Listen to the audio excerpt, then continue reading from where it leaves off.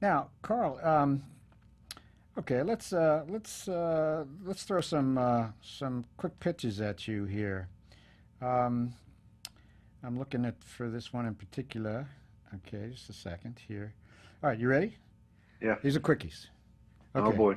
Where did Cain get his wife? Did Adam and Eve have a belly button? And was the forbidden fruit an apple? Now, you've uh, never heard any App, of those before, have you? yeah. Apple, no. That's an easy one. The Bible doesn't say it was an apple. So No. no, don't think it was an apple. Number two was Did where Adam did and Eve Cain? have a belly Oh, button? did Adam and Eve have a belly button? That's a longer answer than you might expect. Okay. I'm going to go. I'm going to go with Dave Menton on this. Dr. Dave Menton is a dear buddy of mine, and he said, Carl, everybody that answers that, most of the time they look at the body from the outside. And they Hmm. say, well, the belly button, that's a sign that you were connected to your mother through an umbilical cord at one time. Hmm. But Dave Menton taught histology, 35 years, Washington University School of Medicine, top 1% of medical students. I mean, that dude, he talks for an hour about a hair. He takes a single hair and talks for an hour. Don't get him started on mucus. The dude Okay. makes mucus cool. I'm telling you, man, I love it. He said, I've dissected the human body many, many, many, many times. And he says, from the inside, when you look at the belly button on the inside, it's a major connecting point for your stomach muscles. If you didn't have that belly button where all these muscles come together and connect, your bowels would basically spill out. So he said, I think that Adam and Eve had a belly button because of what I've seen from the inside. So I'm going with Dave Minton on this because he's seen it a lot more than I Hmm. have. Yeah. And the first one was Cain's wife. Yeah. Where did Genesis Cain get his 5, wife? Genesis 5, 4, Adam and Eve had sons and daughters. So we know that it was a close relative, possibly a sister, but it Hmm. was a close relative. Now And why wasn't that a problem? I gotta throw that in quick, this in quick, because then Okay. everybody's gonna roll their eyes and say, dude, you believe in incest? Sick. Right. Well, Right. again, biblical history, God created perfection. Originally, genetics, we didn't have the problems that we have today. People getting married today, we have these genetic mistakes that have built up over time. So that's the reason that close intermarriage is wrong today. But if you go back to the beginning, if marriage is as God commanded, one man, one woman for life, originally there was nothing wrong with brothers marrying sisters until Leviticus 18. That's Hmm. 2,500 years after sin. What's happened over those 2,500 years? Genetic mistakes have built up, built up, built up. So prior to that, not a problem. Marriage, one man, one woman for life. But after that, it's a problem. Now, I can't let evolutionists off the hook real easy here because I know they're going to probably some of them are going to let here and mock and ridicule. Then you explain to me, please, how does evolution get rid of incest? Because now you need to have incestuous ape like ancestors evolving into humans. Okay? And now you got to get a male and a female, and they have to evolve at the exact same time in the exact same place so that that first man, that first woman can meet each other and figure the whole sex thing out on their own. You think evolution gets rid of incest? It makes the problem 10 times worse because now you got to explain male and female. You've got to explain how sex came about, and you've got to explain how incestuous ape like ancestors, grunting and groaning and learning to knock rocks together, turned into us building Macintosh computers, okay? Yeah. Guys, we don't have a big problem. They do. Carl, I thought those were going to be Sorry, I thought softballs. that All was. right. Now here's one. At least it's interesting. Carl, you have been. Well, I'm on your team, bro. But we've been defending the Bible, but sometimes the Bible makes things a little tougher to uh, defend. Now, what about this one? This person writes, what's with a talking serpent? Doesn't that man. contribute to the Bible being mythological more than historically factual?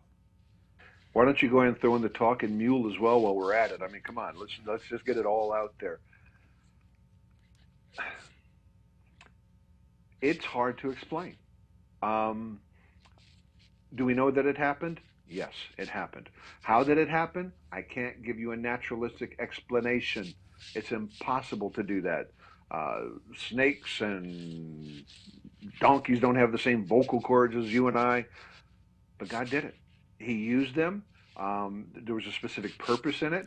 And by the way, the serpent wasn't the same serpent as what we see today. We don't really know what the original serpent was like. Hmm. So I think that that's a part of our problem as well. We're looking at today, trying to extrapolate back and say that's the way that it was in the past. But the serpent in the Garden of Eden was not the serpent that we see today.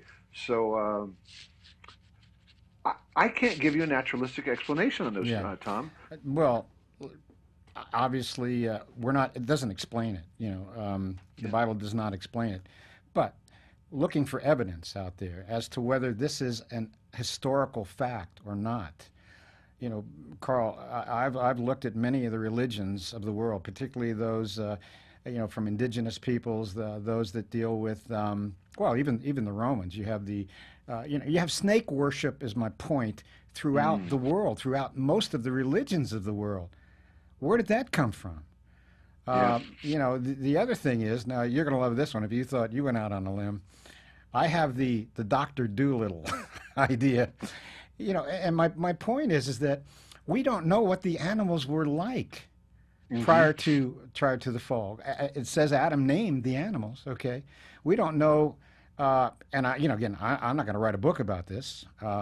But the point is that what we don't understand, we can't just say, well, it couldn't have happened. It couldn't have happened. Hey, wait a minute. You pay your taxes?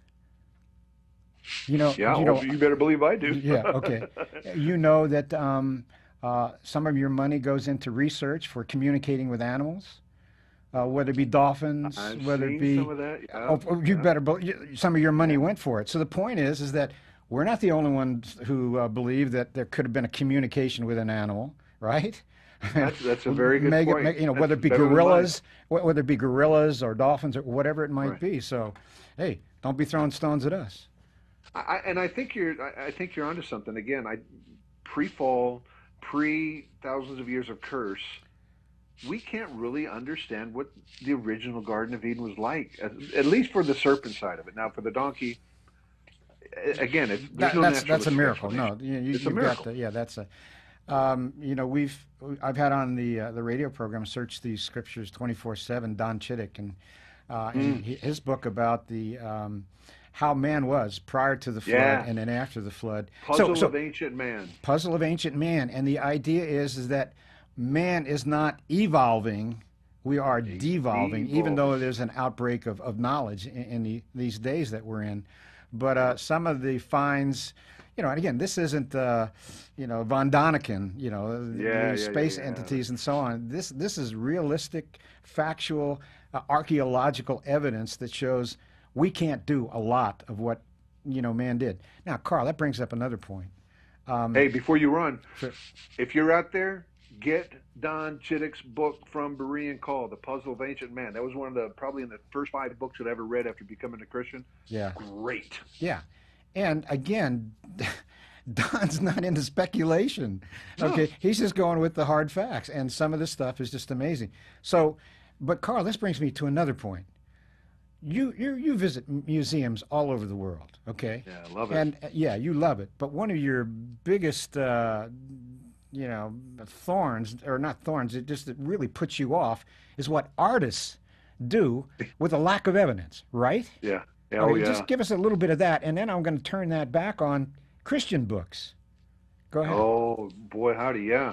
Um, when I adopted a, I'm weird again, goes without stating, but I adopted like the old Wendy's motto. If you ever watch the old Wendy's commercials, Clara would walk in and she'd look up on the counter and there's this big bun and a little old tiny hamburger on there, and she'd say, "Where's the beef?" Well, I think that Christians have got to become beef inspectors because there's a lot of padding going on out there. So what happened was is that I started going to museums, and I'm seeing really cool pictures and great artwork and reconstructions.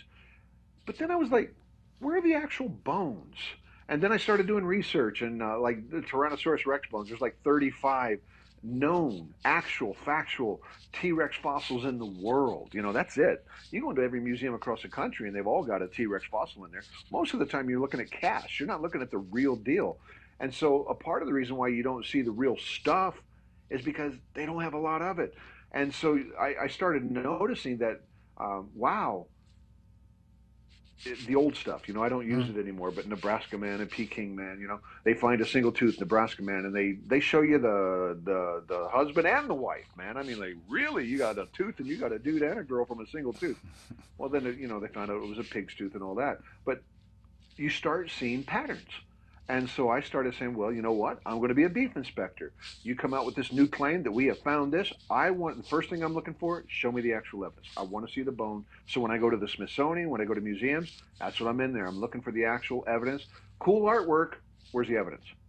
And when you start doing that, you start finding pretty quickly that there's a whole lot of artistic interpretation going on, and there's not a whole lot of actual evidence to back up the really cool artwork. Mm-hmm.